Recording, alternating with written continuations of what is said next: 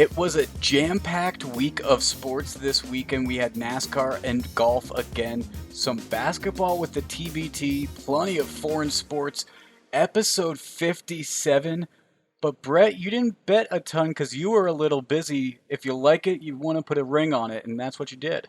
Thank you, Higgins. Yes, me and my now fiance had a great weekend, and we look forward to spending the rest of our lives together. And she'll have to hear about my gambling every Thursday and Monday. And that's why we had a few Instagram pics for you from Brett, but we didn't have too many because he was obviously a little preoccupied to be watching or paying attention to some of the games that were going on right now. I had a lot of picks last episode. We're going to jump into hindsight with Higgins right now. There were 7 golf bets, 2 NASCAR bets, and then Brett, I gave 2 Instagram picks, and you gave 3 with the first day of TBT on Saturday, July 4th. I did okay coming out, I think, slightly above on the weekend, not too bad. Bryson DeChambeau won the Rocket Mortgage Classic, and he was one of those little trios that I had picked, so that was a plus 400 hit, which was nice. Both of my round one bets had won with Kevin Na beating Brandt Snedeker and Victor Hovland beating Hideki Matsuyama. But Brandt Snedeker did not finish anywhere close to the top 10, and there were a few hole-in-ones. I mean, 23 under was the top score. There was a very congested leaderboard for much of the third and fourth day. Everyone was hitting low scores, Brett, and there was at least one hole-in-one that I know of. So who hit that hole in one? The hole-in-one was Ryan Armour. He hit an 8-iron, 158 yards, stuck it for a beautiful hole-in-one. Not a very familiar name unless you're very big into golf, but he had a fantastic weekend. He shot 16 under and finished tied for fourth with Tyrell Hatton, Adam Hadwin, Danny Winnelet as well. And then just to round out the rest of that, Matthew Wolf finished right behind Bryson DeChambeau with 20 under, and Kevin Kisner 18 under for third. But Bryson DeChambeau 23 under, played fantastic all 4 days with 267s, a 66, and a 65 to close it out and take that win. NASCAR was a little interesting today. Brett, I texted you, or we were on the phone when this happened. Denny Hamlin, 9 laps to go. He crashes into the wall. He was the leader. He just came out of the turn a little too tight. Hamlin was one of the guys I had. I thought he was going to beat Kyle Busch, and he was on his way to do so and win the race until that happened, unfortunately. I lose that bet. Eric Almirola, though, another solid week for him, finishing in the top 10 and beating out Clint Boyer to get that win for me, making me, I think, just under breaking even on the day because both of those were at minus 105. Nice. Well, I like how you beat the book for 5 cents there, Higgins. I love that. I think I lost by 5 cents. Well, but you beat him. It wasn't minus 110, so you beat the books, baby. And then just to get into our Instagram picks real quick with the TBT, Brett, you had 2 picks and you parlayed them. Was on one of those same games, same team as you. We both lost with the Stillwater Stars. I had slightly better odds and I still lost.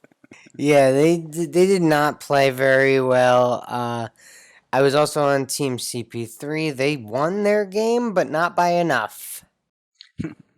And then the other one I was on was House of Pain, and they played fantastic. If they weren't playing the top seed in the next round, I would for sure be on them, but now I'm just a little unsure of what that line's going to be, and I'm going to have to look into that one a little more. But Mike Dahm out of South Dakota State University now plays in Spain. He really lit it up out there. Yeah, he's a really good player. Out of the summit. Well, he was a career leading scorer, I Oh, believe, yeah. for his league and even in the NCAA. He was climbing up those rankings. I forget exactly what number he finished at, but he's always been known for being a scorer, went overseas, and it's nice to show this off at TBT. And it makes me kind of wonder, but we'll get into this a little bit more, uh, what players could potentially benefit and get some NBA looks out of the TBT. But let's go into Beginners Boulevard, Brett, talking about the side bets. Yeah, I mean, side bets are fun, right? Like, the sport book doesn't gain anything off them. It's you and a friend usually, and let's say you both have money on a game via the sports book or something, and you're watching the game, and I go to Higgins, hey, I bet you $5 he misses this free throw, and Higgins goes, no way. Well, we got a little side action there, a little side bet. Or you may have even seen during coronavirus, there were some people so desperate to bet on anything. I saw some videos on Instagram and TikTok of just betting of what color the car would be that drove past your house next. So you can make side bets about anything. It doesn't necessarily have to be about sports. Those are just friendly wagers between friends. It doesn't even necessarily need to be monetary either, Brett. You and I have had some interesting bets in the past for sure. Yeah, I mean, typically a side bet is, a game you're watching or like maybe you're even playing and you just want to raise the stakes with a competitor or a friend or whatever it is. It's just a fun term to discuss. We're trying to mix it up here a little bit and, teaching everyone about a little side action. That's the way it is sometimes. And let's get into some of the actual sports news that we got going on right now. In the NBA, some coronavirus woes and worries as the Bucks shut down their facility. They're the latest of a few teams that have, though, Brett. Yeah, I mean, we saw Denver, Brooklyn, Miami, the Clippers. So it's becoming a trend and it's definitely not eye opening. We've seen it in baseball. They've had to do it. So we've seen hockey teams. The Lightning have had to do it, and they've come back. So the NBA is certainly not the first or last that will deal with this issue, but they're getting ready to go into the bubble. Well, and before they go into the bubble, they're starting to schedule potential scrimmages, I saw. They've just released some plans and some details about scrimmages that they wanted to do with the Magic and the Clippers. The NBA announced on Saturday a scrimmage at the the Disney World Resort with 33 games between July 22nd and 28th. So not only are they going to play their playoffs, there is going to be a little bit of a preseason, it seems, as well. But what does this mean for risk, Brett? Yeah, I mean, you probably want to do this to test everything, like, and make sure that you can play a basketball game safe. So I think it's something that needs to be done, but obviously it increases the risk. Not to jump too far ahead, we saw the NFL Players Association vote on how they would recommend that not to play preseason games in order to minimize the risk. And to your point, obviously, putting three referees, all the coaches, all the players touching the same basketball, I'm sure the people working the scoreboard, all that stuff, yeah, you're gonna increase the risk by putting all those people together for a few hours. Hopefully, it provides some clarity into the actual possibility of whether this is going to happen, Brett, because to be honest, I am starting to feel a little bit pessimistic on whether things are going to actually be contained enough to proceed forward with these scenarios by late July or August. I mean, it seems like there have been some recent flare ups and hotspots that who knows what opening these sports leagues could do. But, I mean, they're releasing these scrimmages. I think that could be an attempt, like you said, to test the waters a little bit. And maybe they test the waters, it doesn't go well, and it just gets shut right back down.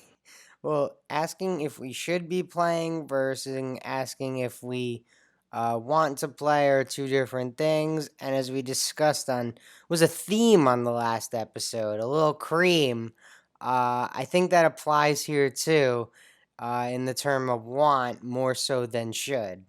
Yes. Let's talk about the basketball that is going on right now, Brett. I mean, as we're recording on Sunday night, I'm watching the Armored Athlete versus the Power of the Paw going on right now. It's in the late third quarter. Athletes are winning 72 to 62, just so you know, by the way. But I know you were a little busy yesterday getting engaged, but some of this basketball was very interesting. I mean, the Mike Dom, like I mentioned, going off for House of Pain. What other teams did you like in terms of their early outputs? I mean, I thought CP3 was the better team, and they won. They didn't cover, so they're not great. They're only an okay team. Primetime played well though early on in that game. I watched the first half of that game or Yeah, so. I mean, whoever played Stillwater was obviously the most impressive team, no doubt about it. They won by 15 points. Yes. But we also saw, I mean, you broke this to me right before that there has been another positive case in the TBT and a team is no longer going to be participating. So yeah, Eberline Drive was actually had a positive test and was removed from the tournament. And this is very big news, Brett. It's a single player that tested positive. Everline Drive hasn't played anybody yet. Team of Brotherly Love beat Stillwater Stars down 87 to 71. That's the team that you were Khalif saying Wyatt, yeah. probably had the most impressive performance. They played very well, and because of this positive test now, they advance instantly to the quarterfinals. I would say that's a nice advantage there. I'd say that's a very big advantage, yeah. And hopefully they could stay healthy and not get any positive tests. So, I mean, if this is what you have to do um for I don't know what to call it, a league or a tournament with the budget of the TBT to ensure that it can go on. I understand, but you can't just throw out the Spurs. Yeah, this wouldn't work in the NBA at all. Everline Drive, they were the 5 seed, so Stillwater Drives would advance in that scenario, and that means that they would end up facing the winner of the Golden Eagles versus Team CP3. Golden Eagles are the 4 seed; it's the Marquette team, so a big advantage in terms of preparation and of scouting and everything. It's one less game that your opponent's going to get to see of brotherly love in the quarterfinals. You only get to work off of one game of film. It's I. It's an interesting advantage. I understand why the TBT is doing it. It's a very proactive way of handling things. It's a very smart way of doing it. But you have a very good point. In the NBA, if one player on the Spurs or on the Clippers or on whatever team tests positive, is that team going to just be gone, or does it get postponed until they can play a game? How long can this potentially drag out? Is a big potential Yeah, well, factor. we've seen in the MLS, FC Dallas had all those positive tests, and what they've done is try and postpone the games. In the women's soccer league, we saw a team with all the positive tests get thrown out, similarly to the Eberline Drive situation. So it's a league by league thing. And it'll be interesting to see how the NBA handles it. I Part of me thinks the bubble thing is better than the travel scenario. I do think being in a controlled environment is better than everyone hopping on planes and hotels and going city from city. And I don't know, that just feels more risky, but there's no perfect system, Higgins. There really isn't, and that's why I think it'll also be interesting to see how college athletics is going to work out. We did get some big news out of college basketball with 5-star Makur Maker declaring he's going to play at Howard this year. He's going to school this year. He's 19 years old. If the last name Maker sounds familiar with you, that's because he's related to another 7-footer named Thon Maker. But committing to Howard, a 5-star athlete, a powerhouse of a basketball player, very interesting move, Brett. Yeah, congratulations to Makur Maker. Good luck this year. And I'm a big fan of the move. I support him. He's going to talk more about it on July 9th on ESPN. And he mentioned that it's South Sudan Independence Day, and that's a day of importance to him. And I look forward to hearing him talk more about his decision. We've seen other recruits start to look at HBCUs as well. Mikey Williams, most notably, has been very active on his social media, stating that he would like to go to an HBCU. He's probably the second highest rated high school recruit in the country right now, regardless of class. At Which is insane because he's a class of Yeah, 2023.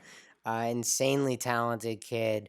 And Josh Christopher, also in this year's recruiting class, was looking at Howard as well. Now, he ended up committing to Arizona State, where his brother also attends. So that may have played a role. But, it's a new wave here, Higgins. And I'm all for these kids doing what they think is best for them.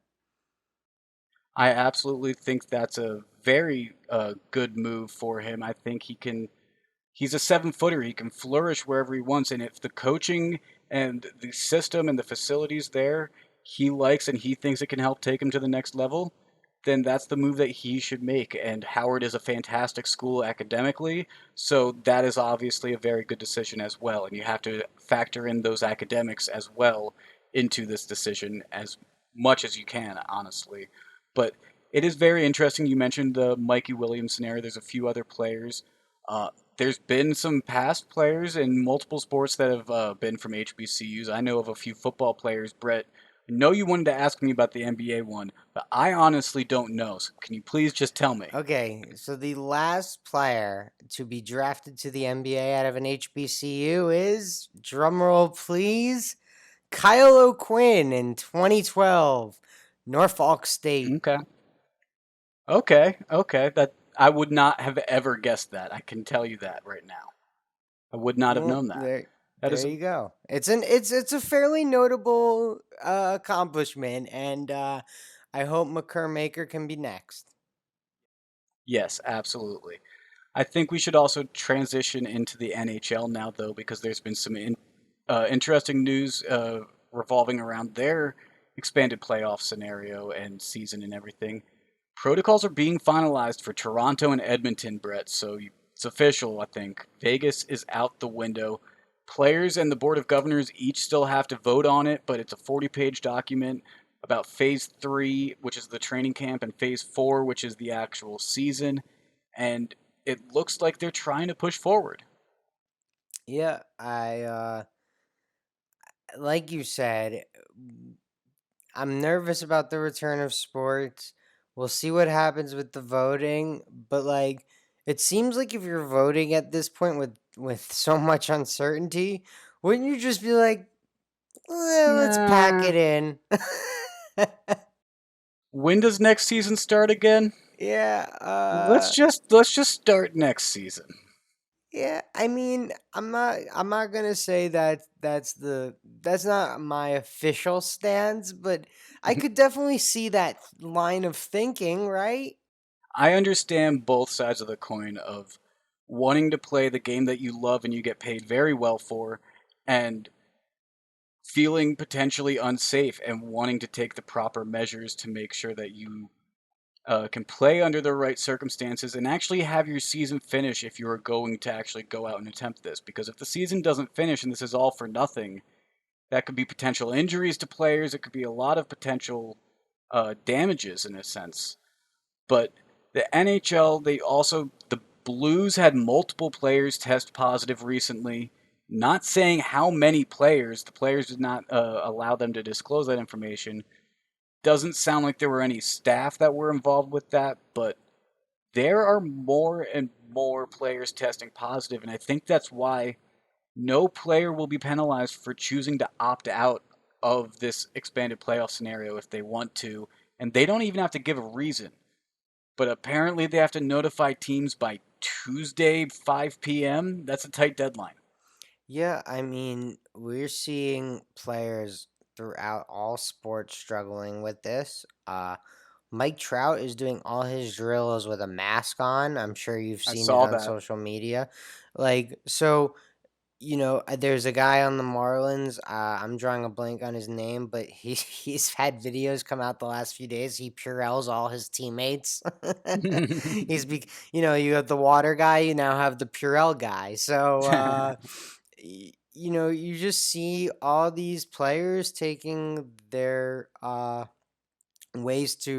preventative measures, and everyone has different fears and different comfort levels, and I, I definitely understand players wanting to sit out. I understand players wanting to play. I mean, Oscar Lindholm, who just finished his cancer treatments, he's been working out with the Flyers. I'm nervous for him doing that, but it's his choice and it's not my choice. Hey, Oscar Lindholm, ring that bell. Yes, You got to yes. walk down that, and it's a rare blood disease. He got to fight through his chemotherapy, and I don't know if it's on board of him even trying to come back and play this right now, or if he's just training to eventually get ready for next season. It could be either.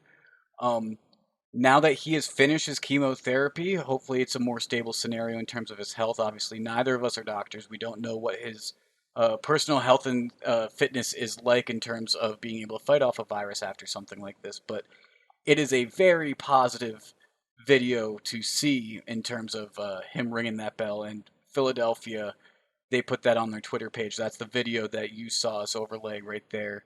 Uh, that was posted by them today, actually on Sunday.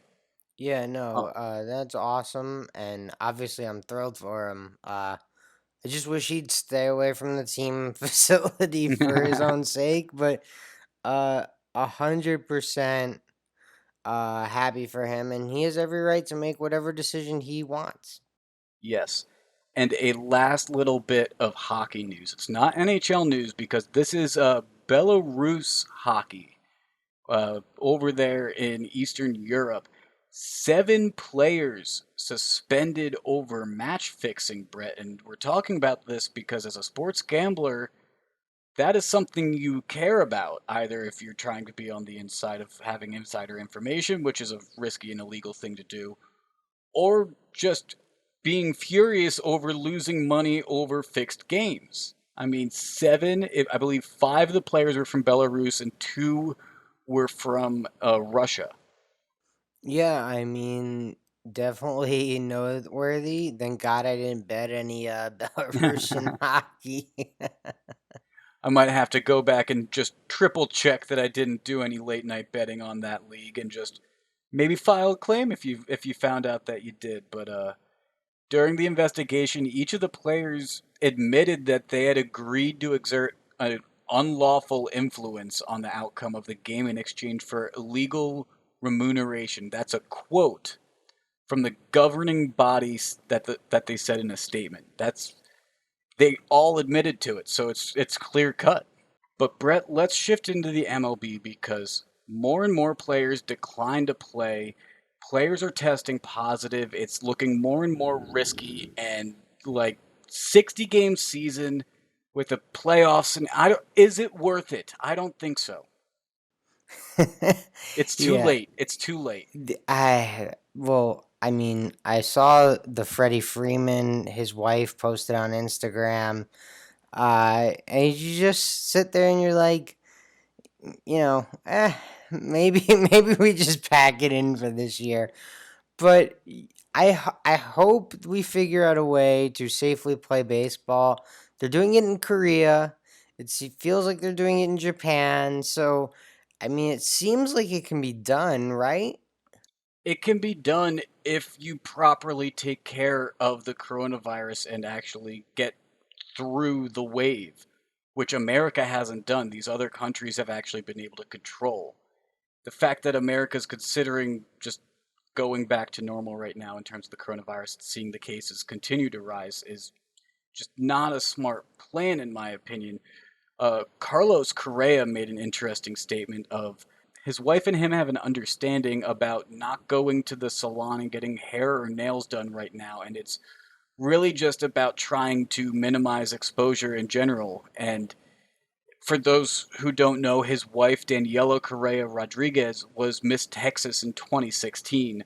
So he is saying this after his Sunday workout in just terms of personal responsibility of the players and family members in terms of just limiting your own exposure. And I think that's a good public message to put out to people. Yeah, I think that's important, but uh, you know, I'm more interested in Mike Trout saying that he wasn't comfortable in baseball's plan, and like I appreciate Carlos Correa announcing like, hey, my family is taking steps to prevent it as much as possible and be as safe as possible. And other people should do that too. And I think the more people, like, when you have a Mike Trout out there saying, I don't feel comfortable, it makes other people's ears perk up. I mean, that's the best player in the sport saying he might opt out. David Price opting out. You know, Ryan Zimmerman opting out. All these guys opting out, big names. That's what moves the needle. I think that's the interesting. I appreciate Carlos Correa taking the preventative measures, though. That is good. And you're naming players with really big contracts. I mean, Mike Trout, 426 plus in terms of what he makes. He earns a lot every year and is losing a lot by opting out. David Price, an over $200 million contract in total. Um, Christian Yelich actually addressed that. We've talked about this before of our uncertainty of what future contract negotiations will be like post coronavirus because Christian Yelich says he was very fortunate, announced on March 8th. Think of how close that was to when everything went down. The NBA closed on March 11th. They announced on March 8th his 9-year, $215 million deal. That might be the last big MLB contract that we see. And in America, that's the only big sports league without a salary cap. So those are the biggest contracts, biggest numbers that we see as fans. Yeah, I mean, it's obviously going to affect the end of the bench for guys who can't afford to sit out. Like Mike Trout missing a year, he can survive off last year's check, I'm sure. But the day to day guys, it's going to affect a lot, and they're the ones that need the season. It's a very tough dynamic. I have no idea what's going to happen. Uh, Christian Yelich is correct. He signed at the very last minute because he would not be signing that contract today. No, he would not have had much contract negotiations after that in terms of, I think, around March 11th, March 15th. Those talks probably would have slowed down a lot if he hadn't had something signed yet. But I'm sure everyone's on pins and needles as there's plenty of plans for sports to come out, but we'll see if it actually happens. There's also talks, though, about name changes, Brett, and we see it in the MLB, we see it in the NFL. The Cleveland Indians are reviewing their name change, and Terry Francona, the manager of the team, said he's in favor of it. Yeah, no, I mean, that's big news from the Indians. They came out on their own. Obviously, we saw the Washington football team. Some sponsors applied some pressure, but Cleveland just came out there the next day and announced they were launching their own self investigation. I mean, people have seen the outcries over the Cleveland logo, just like there have been over the Washington name. Um, Bomani Jones of ESPN gained a lot of headway for his shirt that was in the Cleveland font of their jersey, but it said Caucasian, I believe, is what it said, and it was just a perfect display at how wrong it is to use a person's ethnicity and race and livelihood and a slur of it in a fact as a name. I'm in favor of these teams changing their names. Uh, Washington, they've had this has been a conversation for decades, though, and I think we should get into the NFL right now. Washington trying to change their name has gotten to the point where three minority owners are all looking to sell, and that's a combined 40% ownership stake in the team. That's pretty notable. That's a good chunk of the Washington football team right there up for sale. Yeah, they got in contact with an investment firm, three individuals, and they're trying to sell it together. Who knows what that value is like right now? Dan Snyder has always been vehement about not wanting to change the name. He lost a trademark battle over the name. I think he lost two, actually. It has been a whirlwind of refusing to acknowledge that something is even wrong there. And there's now an official review. We'll see what comes of it. But Brett, knowing how Dan Snyder has been, I'm not holding my breath, unfortunately. I don't know. Ron Rivera has said some real things that have make me think it's gonna happen sooner rather than later. Ron Rivera wants it to be done before the season. FedEx, who sponsors the stadium Washington plays in, said that as well. Nike took their apparel off of their online stores. I mean, there's a lot of pressure. I think the pressure Pepsi. may be enough. Pepsi as well. There's been a few other sponsors. I think there's a lot of pressure. I think it should happen. I'm hopeful it does. Just knowing how long this fight has gone on, I'm not going to count my chickens before they hatch in this scenario because we have seen this play out before. I mean, the last time that this was brought up, I believe, was 2013. No, I mean I think it's brought up a lot, but I think it's different this time around. I think these things are gonna change. I've seen some good suggestions out there. Personally, I'm a big replacements fan. I would like the Washington Sentinels with the silver helmets, the red jerseys with the blue and white stripes, and Keanu Reeves at quarterback with Gene Hackman coaching, please.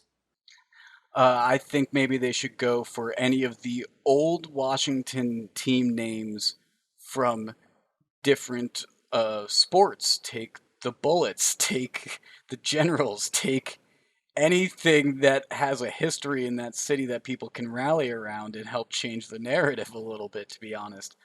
Think anything. I don't think going just and changing to the like red tails I've heard or something like that is enough. I mean, the logo obviously would have to change with this name, let's be honest. Yeah, I think it's gonna be a whole logo makeover, and they'll sell more merchandise, and everyone will rebrand, and it'll all work out. Um, Don't hire this people that did the Chargers logo. well, you could do the people that did their font. Actually, their The uniforms came out great. Their uniforms came out great, but the LA that's just a weird lazy lightning bolt. I would take those over the Rams people. But Very true. anyway, the crazy news is the NFLPA voting to recommend to cancel the preseason, Higgins. Yeah, the preseason, we were talking about it last episode, how they were down to two games, taking out week one and week four, which includes the Hall of Fame game and the last week before players get ready. So that's when a lot of the starters use their time, really. They were down to two. Now it looks like players don't even want to play a preseason. Is a season even going to happen? I mean, I've reiterated this point a lot at this point, but there's a lot of worry, confusion, and just pins and needles by these players of the situation they're going through. And Brett, I'm wondering, I haven't heard much talk about this. Are teams looking into like sports therapists and professional mental health for some of these scenarios? Because you throw these players into these bubbles and these quarantines and these forced scenarios. I mean, it it would be beneficial to have a mental expert to be able to help people through any of the struggles that you deal with being alone like that of anxiety or depression because players are going to have to be away from their families. They're going to be limited to friendships on their teams, even like that. So it's difficult. Yeah, I mean, that's a very fair point. I'm sure leagues are doing something. I'm sure in the Orlando bubble they're doing something like that. That would seem very on brand for what the NBA has been doing with mental health. But it's a good point, Higgins. I think that is something to look into, not just for the NBA, but the NHL, the NFL, and the MLB. I think all these teams should really be looking at this right now. Companies as well, everyone should be really looking at this because of the just unique time that we're in. Um, there has been some front office news in the NFL as well, though, Brett. The Cleveland Browns, David Njoku, the tight end there, he requests a trade, and this isn't necessarily new news, but there's a little more of a forceful push because he wants it done before training camp. Yeah, well, that's Drew Rosenhaus for an agent in a nutshell, right? They signed a Setting tight timelines. end. They signed a tight end. So hey, move my client. I don't know. We'll see what happens. I kind of think Cleveland envisioned having both of them, but I'm sure there's always a tight end needy team, and Njoku, that is, has been a great red zone target when healthy. So we'll see what happens there. He's 23 years old, so still a lot of potential with him as well. I heard he's estimated near a fourth or a fifth round pick, though, which I don't know if Cleveland would take that for him or would be seeking something potentially higher. The NFL is very stingy over their draft picks, though, in terms of their value, so that might be an accurate worth. Yeah, definitely something to keep an eye on for sure. And Cleveland, kind of a trendy team. Like people are unsure on Pittsburgh with their quarterback situation. What if Roethlisberger were to go down again? The Steelers really didn't address that again. Was Juju Smith-Schuster, was he a beneficiary of Antonio Brown versus what he did last year? So like a lot of question marks in Pittsburgh. I think Baltimore's a runaway to win the division, but Cleveland gets to play the Bengals twice and finished second in the division last year. So they have a slightly easier schedule than Baltimore, similar schedule to Pittsburgh. So uh, definitely a chance that they can make some noise this year if they, second year all together with Baker and Odell and Jarvis and Njoku. So you would think chemistry would improve. But I don't know. If they're going to keep making moves and shuffling the roster, who knows? Cleveland, I think, has the offensive tools if they could just get everyone to want to work together. And I think that includes David Njoku, who can be a valuable asset for that team. So we'll see how it goes. A little bit of news before we head out of here, Brett. UFC, and we're going to talk about a lot of this more next episode. But UFC 251, that's happening on Saturday, and it's in Abu Dhabi, and it hit a slight hiccup when the title card challenger, Gilbert Burns, tests positive for coronavirus. I mean, he fought well recently during the coronavirus, but now he has tested positive. He was expected to fight Kamaru Usman, but a big name stepped up to fill in for the spot. Jorge Masvidal, with a week's notice, is going to fight for the belt, and these two have a history, Brett. They don't like each other. Well, that's gonna make a great fight, and I definitely look forward to watching some Fight Island. Masvidal's the guy that I've told you has said he wants to baptize people. He has the record for the quickest knockout. I don't know if it's UFC history or just his weight class, but he had a flying knee last year that just took someone out in like 7 seconds and out cold. It was brutal. Jorge Masvidal is an amazing fighter. Usman is obviously the belt holder, a fantastic welterweight in his own right, so we'll see how it goes. Social media, at MBB Pod on Twitter, at Next Best Bet on Instagram, and the Next Best Bet Facebook page. We're going to be giving out more picks. I mean, Brett, we got Boeheim's Army coming up playing on Tuesday, so I know I'm going to be watching that. I'll probably be placing a bet when I see what the lines are for that, but they haven't been out more than 24 hours in notice so far, so we'll see what those look like. What else are you looking forward to before episode 58? No, definitely looking forward to watching some basketball. It was nice to get some team sports back on their way, and look forward to hopefully continuing that as long as we can do it safely. Well, you heard it there. We got some more basketball coming this week, some more foreign sports action. Maybe I'll place some bets with that as well and post them on my Belarus social hockey. media. I know some guys that'll help you out. Belarus hockey, we got 7 friends. This has been episode 57 of The Next Best Bet. For Brett, I'm Jake. We'll talk to you again on Thursday.